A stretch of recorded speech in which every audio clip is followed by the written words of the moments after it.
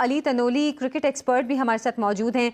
अली साहब, इस तरह के मैचेस के इख्तिताम के बाद अवाम ये सोचने पर मजबूर हो जाते हैं कि जो बायकॉट किया था तो बेहतर था बायकॉट ही रहने देते।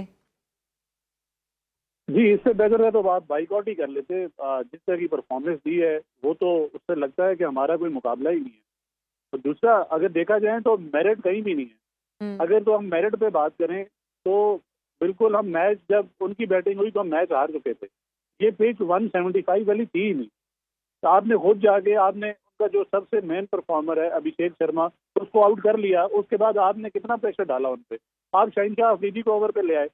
भाई, कौन सी मजबूरी है कि शहनशाह को ओवर देना ही देना है। और एंड पे भी अगर आप देखें कि जब उनको लास्ट ओवर भी दिया, उस वक्त भी सलमान अली आगा उनको ओवर नहीं देना चाह रहे थे। तो भाई, ऐसी क्या मजबूरी है कि आपने उनको ओवर दिया। मैं आपको सिंपल एक स्टेट बताता हूँ कि एक शादाब, उसके अलावा आपके शहनशाह अफरीदी और इब्रार अहमद, इन्होंने 10 ओवर भी नहीं किए।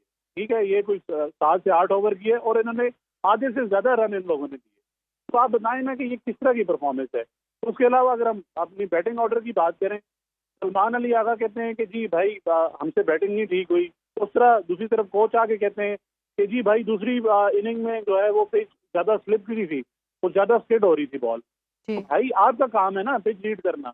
जब आपको पता है कि आपके बंदे प्रेशर हैंडल नहीं कर सकते या स्किडी पिच पे आप नहीं खेल सकते, तो आपको पहले बॉलिंग नहीं लेनी चाहिए थी।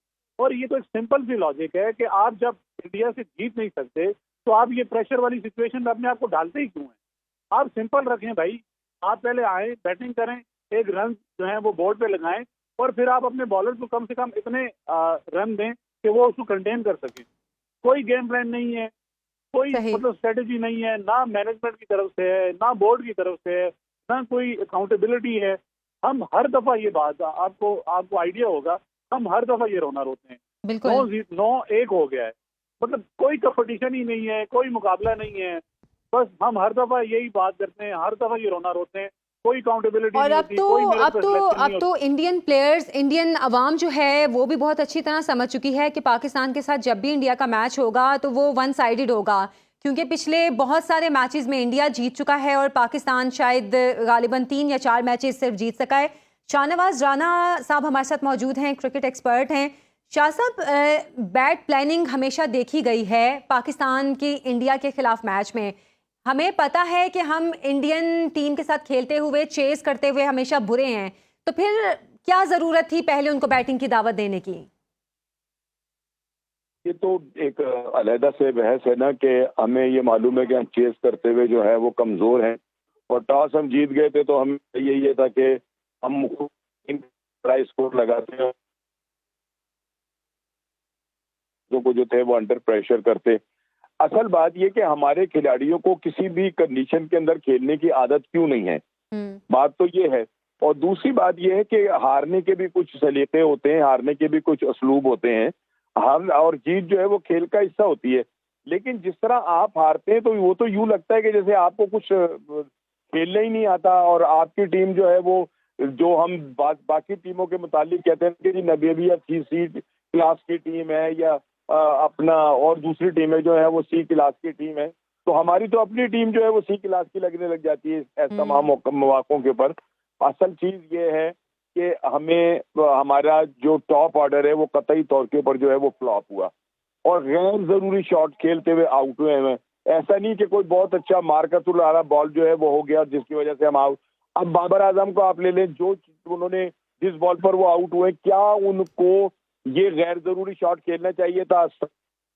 कहीं इतना बड़ा गैप और वो आउट हो गए। आप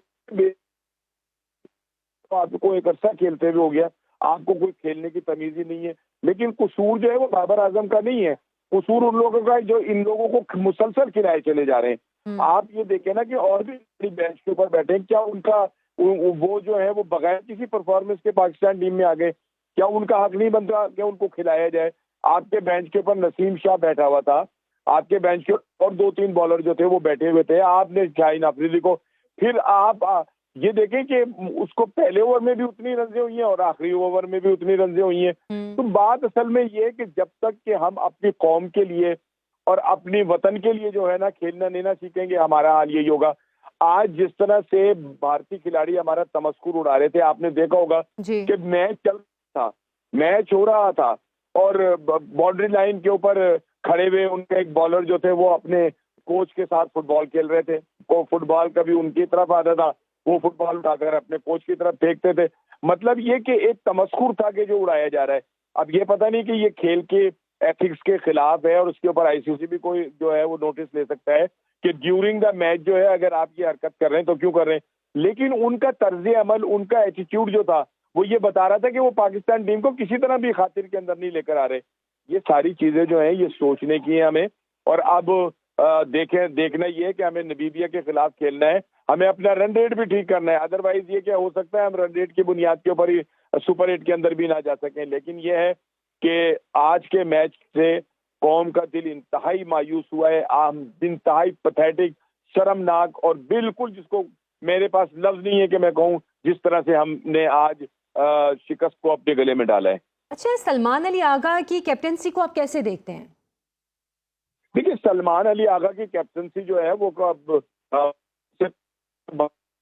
लिए वो बड़े अच्छे अच्छे उन्होंने कहना है कि देखिए अभी मेरी कैप्टन जो है वो ऑस्ट्रेलिया को पाकिस्तान से पहले हम और भी बहुत सारी सीरीज तो उनकी कैप्टनसी में तो जो है हुआ है ये सारा कुछ। लेकिन जी, जो सारी टीम मिलकर जो है वो अपना 100% दे, सिर्फ एक बंदे पर तो नहीं। मुझे ये लगता है कि एक जगह के ऊपर जरूर ये ब्लंडर हुआ है कि उन्होंने जो आखिरी ओवर जो दिया है अपना शाहीन अफरीदी को वो नहीं देना चाहिए था। जबकि आपके 3 स्पिनर जो बहुत अच्छी बॉल कर रहे थे, आप उनके ऊपर चांस लेते, उनको कहते कि यार आप विकेटों में गेंद करना, हो सकता है वो ना देते और ये 265 के अंदर 60 के अंदर आउट हो जाते।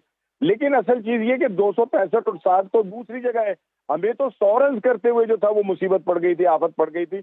और एक जिसको कहना चाहिए कि रेत की दीवार की तरह हमारी टीम जो थी वो बिखरती चली जा रही थी। और जिस तरह से ऊपर के खिलाड़ी आप देखें यके बाद दीगरे आउट हुए हैं, ये बड़ी शर्मनाक बात थी। बड़ा मतलब इसके ऊपर सवालात उठ सकते हैं, उनको कटहरे में लाया जा सकता है, उनको बिठाया जा सकता है, उनसे पूछा जा सकता है। हमने ये हर शिकस्त के बाद देखा है कि कभी किसी खिलाड़ी को कटहरे में नहीं लाया गया, वरना शायद अभी टीम में हमें बड़े चेंजेस भी नजर आते। अली साहब, जैसे कि ओपनर साहबजादा फरहान, उन पे बहुत ज़्यादा उम्मीदें थी, वो 0 पर आउट हुए और फिर उसके बाद साइम अयूब भी 6, बाबर आजम 5 और जो कप्तान सलमान अली आगा और मोहम्मद नवाज हैं वो भी सिर्फ 4-4 रन बना पाए। ये तमाम प्लेयर्स ऐसा लग रहा है बहुत शदीद प्रेशर में थे। ऐसी क्या चीज़ है जो कि पहले के जो प्लेयर्स होते थे जो इंडिया के खिलाफ खेलते थे वो उस प्रेशर को हैंडल कर लेते थे, लेकिन अब जो प्लेयर्स हैं जो यके बाद दीगरे आ रहे हैं, हालांकि टीम में नए प्लेयर्स भी थे, ये इस प्रेशर को हैंडल नहीं कर पाते हैं? अच्छा सवाल किया। मामला यही है कि जो पहले प्लेयर्स होते थे वो तो आपको पता है वो मेरिट पे आते थे, मेरिट पे सिलेक्शन होती थी और क्योंकि डोमेस्टिक से खेल के आते थे, एक पूरा स्ट्रक्चर था, पहले बेहतरी थी। अब आप देखिए सिलेक्शन कैसे होती है, सिलेक्शन का क्राइटेरिया क्या है। शाहीन शाह अफरीदी की सिलेक्शन का क्या क्राइटेरिया है कि उनके दामाद, वो जिसके दामाद हैं वो शाहिद अफरीदी हैं और शाहिद अफरीदी का जिनसे ताल्लुक है वो आपको पता है। उसके अलावा बाबर आजम का क्या मेरिट है टीम में, अभी T20 की मैं बात कर रहा हूँ। बाबर आजम को खुद से ये डिसाइड करना चाहिए कि भाई वो T20 के प्लेयर नहीं है, वो अच्छे प्लेयर हैं, वो ODI के अच्छे प्लेयर हैं, वो टेस्ट क्रिकेट के अच्छे प्लेयर हैं, उनको अपनी गेम वहीं पे रखनी चाहिए, ना कि वो T20 में जबरदस्ती अपने आप को घुसाएं। अब बाबर आजम T20 में क्यों है? क्योंकि वो पॉपुलर हैं, उनको आप बाहर नहीं कर सकते, उनका फैन बेस है, वो आपको गालियां देता है और वो आपको बुरा भला कहता है, तो आप उनको टीम में खिलाते हैं, ठीक है। और उसके अलावा आप शादाब की बात करें, शादाब क्यों टीम में?